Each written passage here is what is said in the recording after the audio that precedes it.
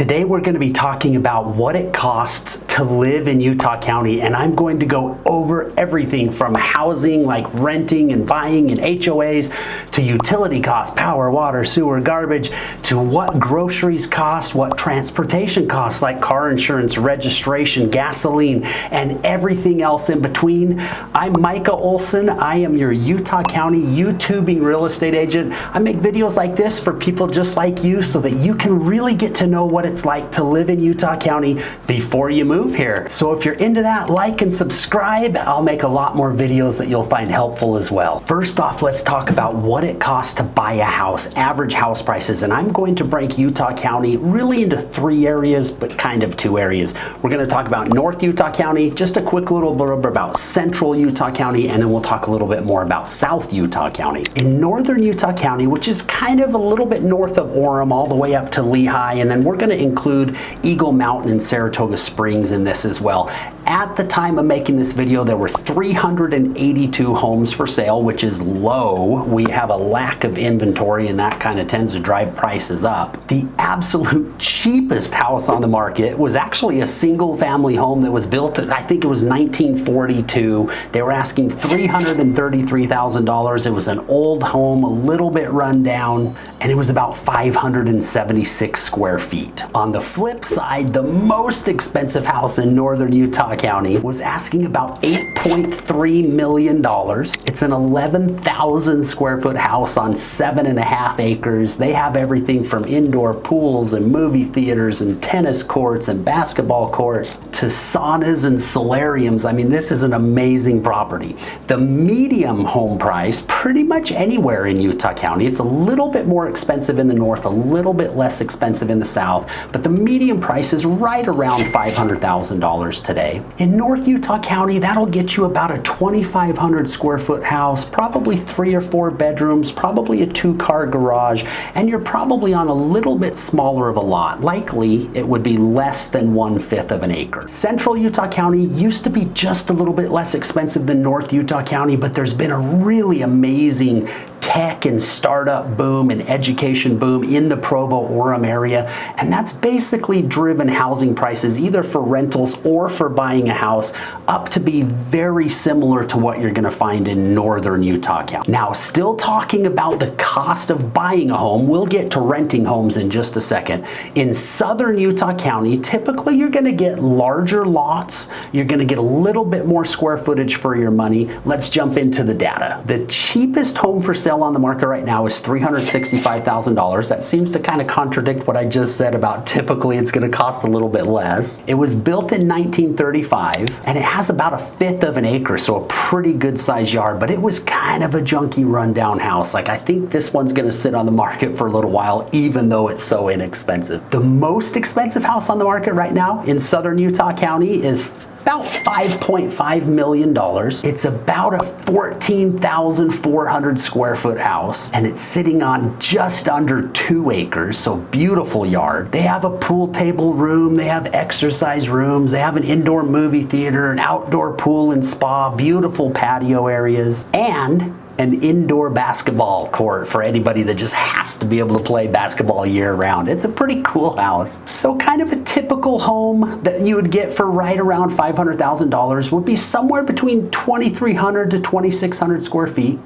Probably built sometime just a little bit before the year 2000, maybe 1980s, 1990s. Most of the houses in Southern Utah County will have larger yards, maybe a 1/5 acre, 1/4 acre. There's a lot of properties that are 1/3 acre and 1/2 acre, but probably not around that $500,000 mark. Interestingly, right around this median price, there are a lot of brand new construction homes that are being built because there's still land available down in Southern Utah County. So you'll get nice, brand new, freshly built homes. Of course, the landscaping isn't done, the basements are unfinished, and typically you're going to have a little bit smaller size of yard than compared to a resale type of home. Okay, let's talk about the cost of renting houses. Rents have really driven up over the last couple of years.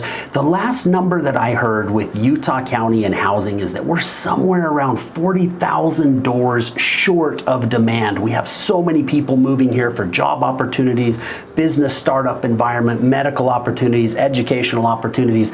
And so the cost of purchasing a home, but also renting a home, have been driven up over the last couple of years. In northern Utah County, for a typical 3-bedroom, 2-bath, single-family home with a garage, you're looking at paying anywhere on the very, very low end. Maybe you could find something around $1,300, $1,400 a month. On the very high end, you're probably somewhere a little bit over $3,000 a month. Typical pricing for a house like that, you're probably mid-2000s per month right now. For a single family home with 4 to 5 bedrooms, a 2-car garage, maybe pushing into a 3-car garage, maybe 3 bathrooms, maybe 4 bathrooms, so a little bit larger of a home with a few more rooms, few more bathrooms, you're probably somewhere between $2,200 a month on the very low end, up to maybe $3,500, $3,600 a month on the higher end. Average is probably in the high 2000s per month, $2,700, $2,800 a month. If you're okay with a townhome, still probably it will have a garage. You're looking somewhere between about $1,500 to maybe, I've seen a few listed at $3,000 a month right now, but those are pretty nice townhomes. On average, you're probably in the $2,200 to $2,600 a month for a 3 or a 4-bedroom townhome in northern Utah County. South Utah County, single family home rentals, a 3-bedroom house, you're probably a little over $1,600 a month. I've seen them go as high as $2,400 to $2,500 a month on the high end. For a 4-bedroom, 5-bedroom house, you're probably in the low 2000s per month, up to maybe $3,500, $3,600 a month. But on average, 4 to 5 bedroom house, you're probably $2,500, $2,600 a month. And in southern Utah County, there's been a lot of nice new townhomes that are being built. That tends to drive the rents just a little bit lower because of the supply that's available. And you're probably somewhere between $1,400 to, on the high end, $2,200 a month for a townhome rental in southern Utah County. Obviously in northern Utah County or southern Utah County, if you're renting a condo, kind of like an apartment, rents are going to be a little bit lower than that, although they do have some really nice luxury condos that are for rent or apartments that are for rent where you could be pushing $2,000 a month, but they have indoor pools and cool common areas and things like that. But on average, you'll be paying a little bit less for a condo or an apartment than you would for a single family house or a townhome. Now let's talk for just a minute about HOA fees. If you're buying a house, obviously if there's an HOA, you're going to be paying those fees. Sometimes home rentals, they'll tell you that it's $2,100 a month, and then you get into the lease agreement and you also see that you're paying the HOA fee for the owner. So you'll want to watch out about that, and you'll want to know approximately what are HOA fees in Utah County. There's some great developments of single family homes where HOA fees are $20 a month, $40 a month. And there's some places where HOA fees are now over $500 a month, which is unheard of in Utah County. Interestingly, in Utah County, HOA fees for single family houses, if there is an HOA, they're typically lower than what you pay as an HOA fee for a townhome or a condo. I find that surprising. To me, it seems like the more expensive houses should bear more of the HOA cost, but that's just how it is. Sometimes townhomes and condos, you'll pay a little bit more for HOA. I would say an average HOA fee is probably these days somewhere between about $180 to $220 a month, and I highly recommend looking into what the HOA provides. There's a development in Vineyard, Utah, basically Orem, Utah, just along the lake is their own city called Vineyard. And they have single family homes with an HOA of $40 a month. There's 2 different clubhouses, 2 different pools, 7 miles of walking trails, open nature areas, several big parks, pickleball courts. I mean, it is a beautiful community. There's even a lakefront trail that runs along Utah Lake, and $40 a month is incredible. And then you'll find other developments that you're paying $160, $180 a month, and they have nothing. They have a grass area with a little playground, no pool, no clubhouse. They sometimes will shovel your snow in the winter, but so you really want to look for the value that you're getting. There's a place that a lot of people are asking about because the houses come in lower than what you would expect housing prices to be in Utah County. $500 a month HOA, and that covers nothing. There used to be a pool, but it's out of commission. The units don't have their own laundry rooms, amazingly. I mean, who can have a house these days without having laundry in it? And you have to walk down to a common laundry area. So that $500 a month, it's covering a laundry room that you have to leave your house to get to. So really watch what is involved and what is covered and what is available in the HOA when you're looking at communities here. With that, there's a couple of things that you want to understand about HOA fees and what they cover, especially in a townhome and a condo community, and maybe this is why they cost just a little bit more. But typically, if it's a townhome or a condo, they will cover the insurance and liability for the exterior of the property.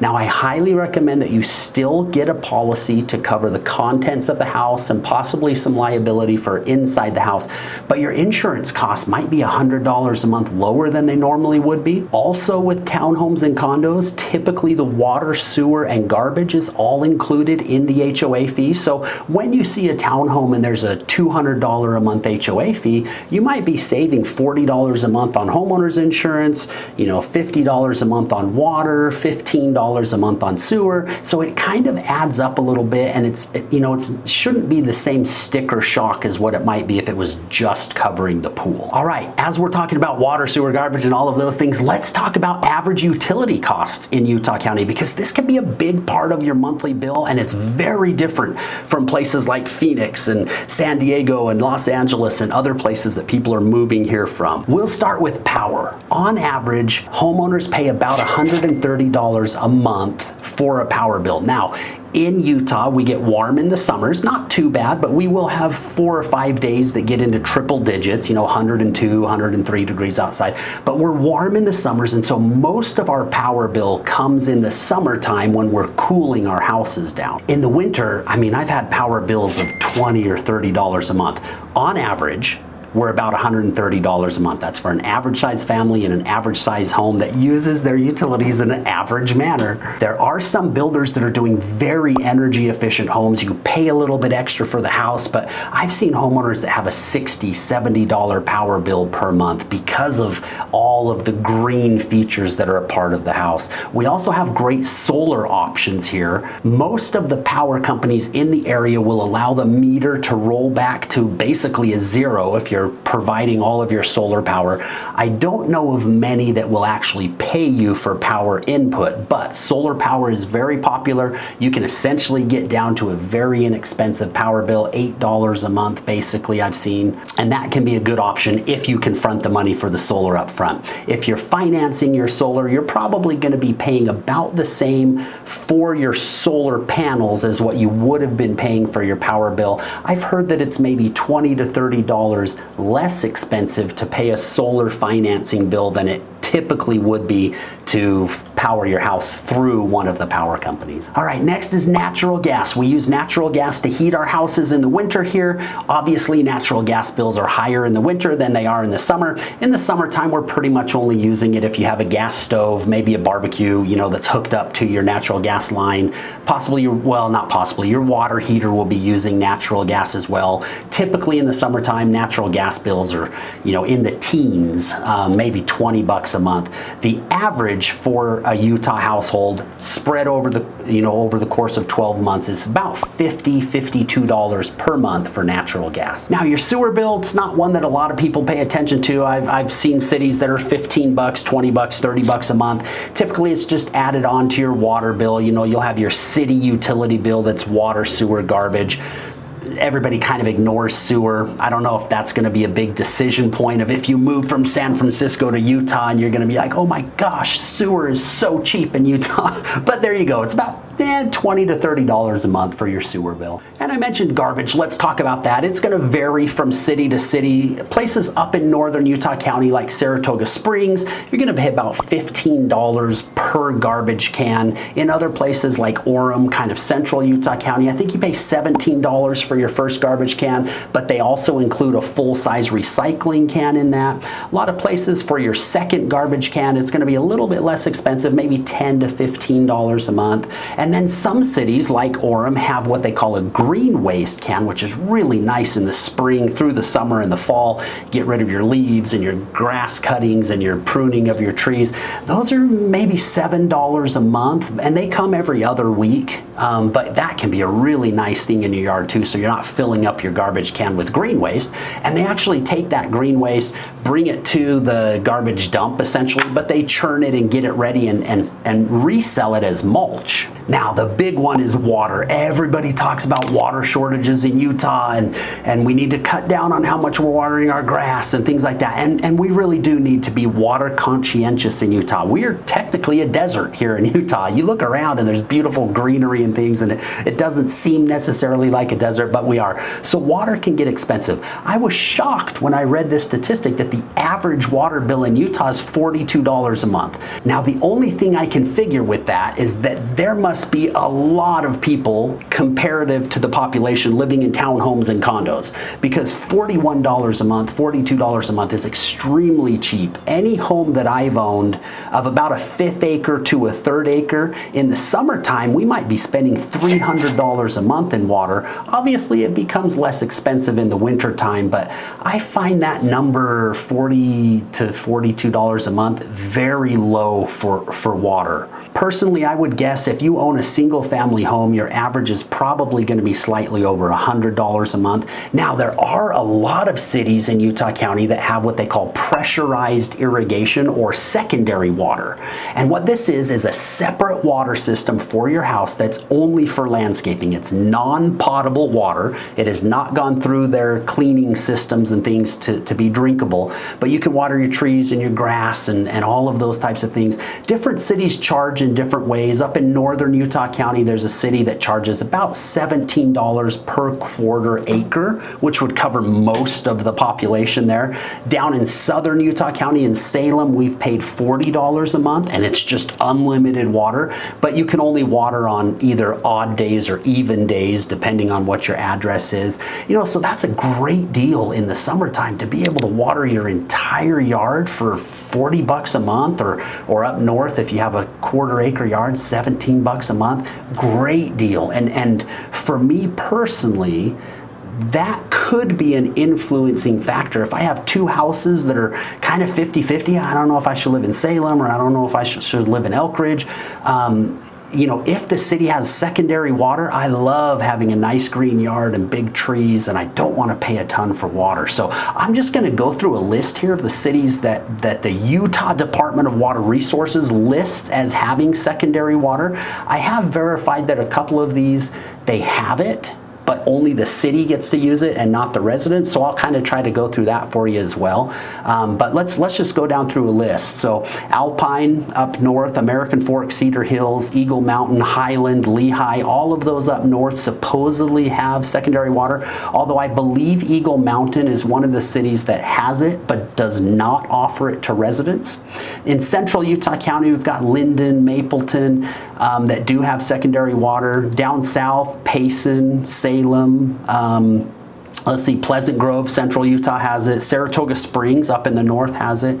Again, down south, Santaquin, Spanish Fork, Springville, you can probably consider that Central Utah. They are reporting that they have secondary water. The city of Vineyard, right by Orem, reports secondary water, but I haven't found that to be the case. Maybe it's just for the city. So there's quite a few cities that do offer secondary water, and I think that's definitely something to look into. Okay, sticking on the topic of utilities, let's talk about internet. Utah, one of the reasons that Utah County is a center for business startups and high-tech businesses. I mean, we've got everybody here from Adobe to eBay to Microsoft. We've got big Micron chip plants here, and in fact, the NSA has a data center up in Saratoga Springs and the Eagle Mountain area. So high-speed internet has been a big part of Utah's infrastructure and business environment here. here. Most cities and most homes in Utah County probably have access to fiber internet. Starting speeds sometimes on fiber networks are a gigabit speed. And when I was in Orem, I was on the Utopia network. I'll go through a few different cities here that we know about with fiber. I paid $35 a month for the fiber line, and then I could choose one of 7 or 8 different providers to pump the internet through the fiber lines. I went with X-Mission. I think I paid $35 a month for that. Back in the day, that was for a 250 megabit connection. These days, you're paying about $65 to $70 for close to a gig. I've seen services that are 800 megabits up and down for like $80 a month, so you can get great internet. If you're moving to a place that does not have fiber, probably the next big go-to is Xfinity, Comcast. I think most of the country knows them as Xfinity. They have good service, and you get some pretty cool perks too. There's everybody that has Xfinity has a router in their house that provides wireless access, and literally you can drive around a lot of areas, maybe 80% of the Utah County area, and jump on your phone and use a Wi-Fi connection with Xfinity by tapping into other people's routers, and it's just auto set up. You don't have to do anything. So along with your high speed at your home or your office, you can also access high speed as Wi-Fi connection when you're out and about. That's pretty cool. A little bit less relevant these days because we also have really good 5G service, which we'll talk about when we're talking about cell phone costs. But high-speed data is a big thing here in Utah, and it's pretty accessible. One other item of note: if you live in a 5G area, which again, most everything from Spanish Fork all the way up to northern Utah County has good 5G access. Verizon actually has a 5G office/home hub that you can use for about $45 a month. I use that here in this office, and I test my speeds every once in a while just to see what I can get. And I'm probably about 250 to 300 megabits down and probably 120 megs up. I like to have that connection myself because in the building where I often am using an office, it's a shared internet service, and depending on what everybody's doing, it can get slow, especially in the afternoons. So a Verizon hub, a 5G hub, can be a great option too for $45 a month. I mean, it's almost a no-brainer. So just a couple of the big internet providers. Google Fiber is in Provo. Pretty much every house is connected there. We have a system called Utopia. I'm going to read a list of cities that have it in Utah County: Pleasant Grove, Cedar Hills, Linden, Orem, Payson, Woodland Hills. And again, that's where you pay about $30 a month for the fiber, and then the cost of the service that you pump through it can vary. Some areas have television that can come with it, others don't. But I typically was paying about $65 to $70 a month for that fiber connection. Spanish Fork runs their own connection, and they've got great speeds through that. Down in Payson and Elkridge, you have Centricom, and actually Centricom in Elkridge just sold to a company, I think it's called Fusion, but still fiber to most of the homes, and they're going to be expanding that. Let's talk just really quickly about what cell phone bills cost. I currently have about 5 lines on my cell phone plan. Each line has up to 100 gigs of data every month, and then they slow your speeds down a little bit. We're 5G, very fast data and good cell service all throughout Utah County. I did find that in central Utah County, in the Provo-Orem area, Verizon seems to have some holes and some spots there. We're with Verizon right now because we moved down to South Utah County, where T-Mobile seems to have some holes, and AT&T has some little holes in service. So Verizon's been good. Like I said, we're about $230 a month for 5 lines. Back when we were on T-Mobile, it was a little bit less expensive. It was like $180 a month for the 5 lines, but we had a shared data package, and I can't remember what we were allotted in that package. It ended up maybe being like 30 gigs a month shared between all the lines, which 3 of our lines don't use any at all. So not a bad price, about $180 a month, $185 a month after all of taxes and fees and surcharges and things like that. Okay, let's jump over to transportation. We're going to talk about everything from gas prices to car registration and insurance to public transportation options and the costs of all of those. Let's start with gasoline. Right now I'm paying about $3.15 per gallon on a good day. Sometimes I'm up to more like $3.18. The national average right now is somewhere around $3.40 per gallon for gasoline. So Utah is slightly lower than the national average. I believe part of the reason for that is that we have lower taxes on gasoline and things. So cost of gasoline in Utah is lower than especially a lot of the surrounding states. Before we jump into car insurance and registration costs and things, let's talk about public transportation for just a minute. UTA, Utah Transit Authority, has pretty good bus systems from about central Utah County up north of Salt Lake. You can get a lot of places using rail and bus. Down in South Utah County, there's basically one bus that you're going to jump on. It'll run you up to central Utah County, then you can kind of get anywhere you want to go. I don't think public transportation in South Utah County is probably worth it, but Provo North, especially if you're commuting Provo to Salt Lake or Provo to the airport or things like that, public transportation can be a great option for unlimited rail, bus, front runner, light rail. You're about $170 per month, unlimited, use anything you want. If you're over 65, if you're a student, if you are disabled, if you have a Medicare card, it's half of that, $85 a month. On the note of students, if you are a BYU student or a UVU student, or their spouse, or a dependent, or faculty, you get a free UTA transportation pass, and that covers everything. It's basically a full pass, but it's free. So light rail, buses, front runner, anywhere you want to go, you can use that. Now, while we're talking about UVU, BYU, so central Utah County, there's a system called UVX that runs from one side down at the Orem front runner station, and from front runner you can get all the way up into Salt Lake and the airport and up even above Salt Lake. But it runs from that Orem hub, goes up and hits UVU, comes up through the shopping district in Orem, the University Place Mall, lots of restaurants and shopping and things around there, comes around through Provo and what I call the BYU district, very close to BYU, and then the restaurants and shopping that's there, and then curves around and hits the Provo front runner station. And that UVX line is free for anyone. It's always free, jump on, jump off. You don't need a card, you don't need to pay. It's really a great system.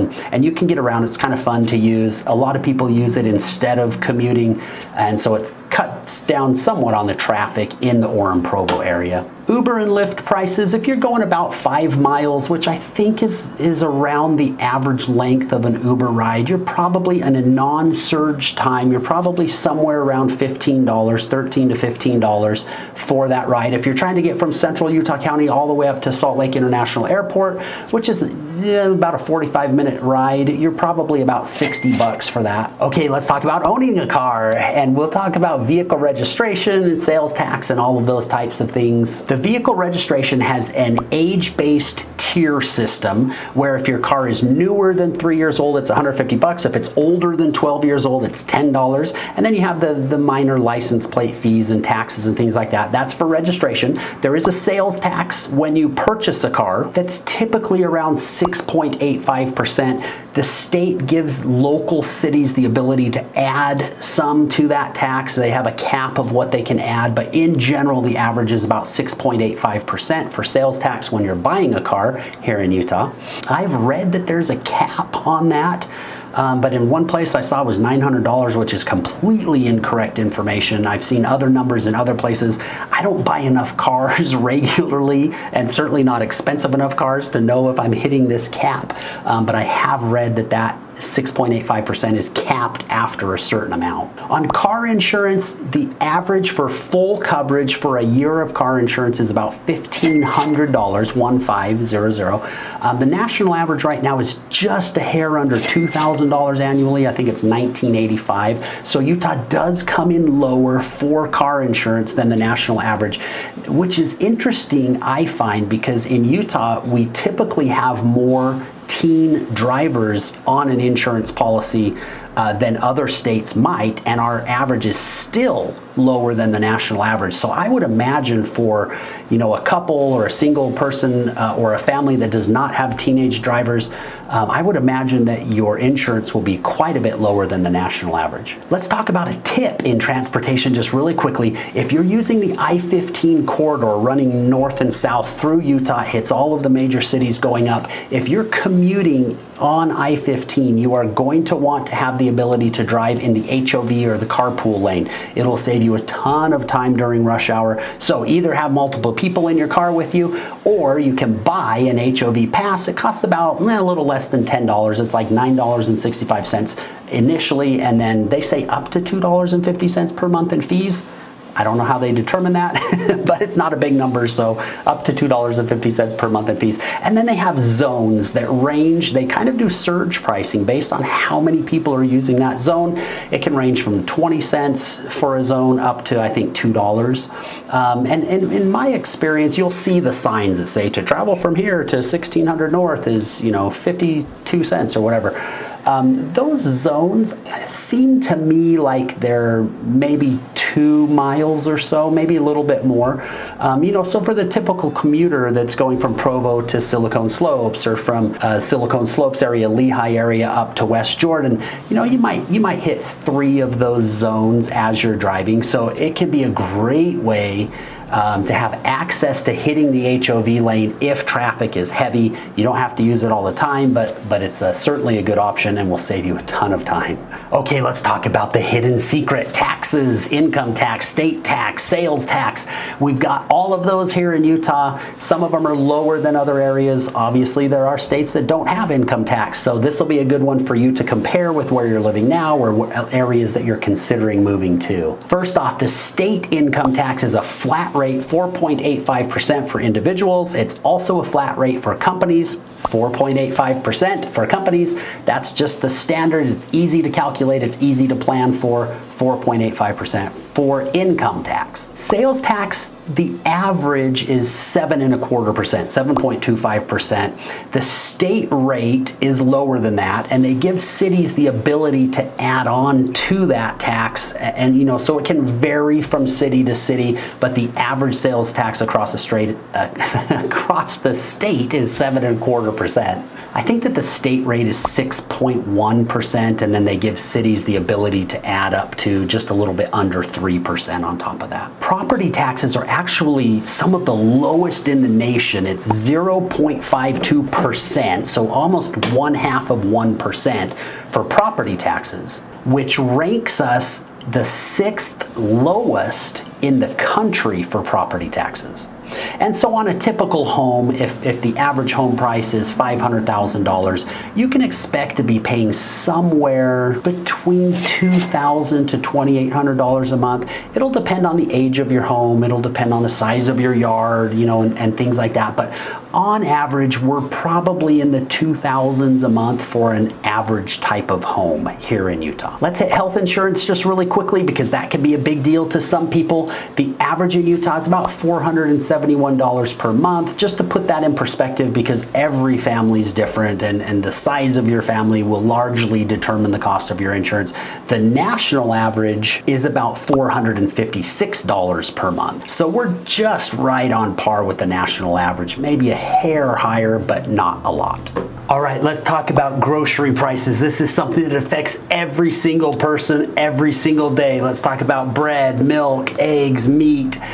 Utah typically is going to be a little bit lower than the national average for the cost of groceries. On this one, I don't typically believe what the national publications say about the cost of groceries, so I stepped into a grocery store, took a look at some of the different prices. Bread seems to be about $2.50 to $3 for the good stuff. Maybe for the white bread, about $1.40 to $3 you can get down really cheap, but for the most part, $2.50 to $3 for the good bread. Milk, if you go with the non-Walmart brand, was about $4 a gallon. Walmart brand about $2.40 to $2.50 per gallon. Seems like eggs were about $3 a dozen. If you go for the huge 5 dozen box, which is what we buy because we have a big household, looks like it's about $2.55, $2.56 per dozen when you're buying 5 dozen at a time. Let's take a look at meat. For chicken breasts, when I was there, it was $2.67 for just the cheapest chicken breast, boneless, skinless chicken breast that you could get,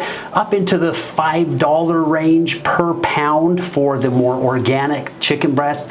Ground beef, if you're getting a big thing of it, seems like it was about $3.50, $3.60 per pound, up into the more expensive, leaner types of ground beef for about $5 a pound. And now for the one that everybody actually really cares about, breakfast cereal.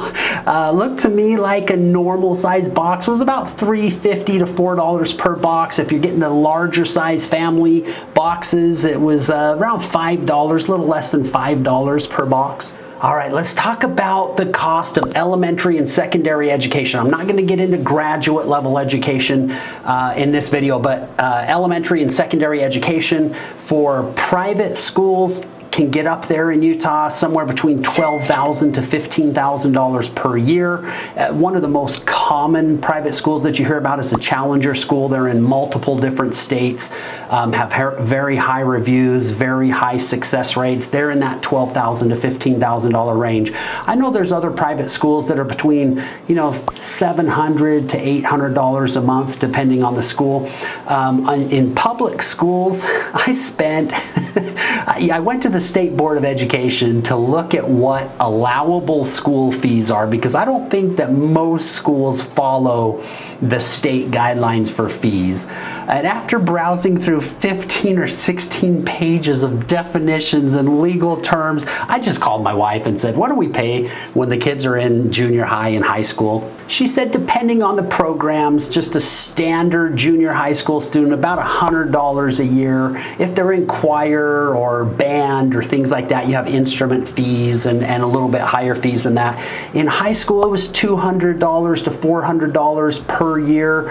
Some of the things like choir and stuff, band, again, have higher fees because they travel for performances and things. That is not counting school sports. And I found that the cost of being on the high school teams in different sports varies largely by the school that you're in. Maybe it's the district that you're in. I know when I had kids in central Utah, to be on the school soccer team was $550, $600 a year, something like that. Down in Nebo School District, it's like $250 a year. I actually have 2 boys going to a travel tournament with the school this weekend, and it was $250 for 3 days. That includes hotel and food and entertainment. I mean, not very expensive, but it is a cost. I think compared to national averages, the cost of athletic competitions in Utah schools is much lower than the national average. And then we have what we call charter schools, which are actually a public school, but they have their own board. And so they still report to the State Board of Education. They're not a private school, and yet they govern themselves and often are a very popular way for schooling for children. The charter school that my kids went to during elementary school had a voluntary $200 donation per student per year.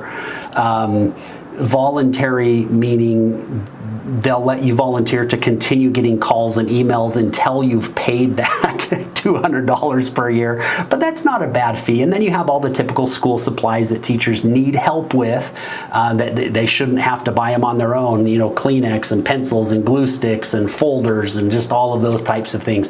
So education is relatively inexpensive in Utah as well.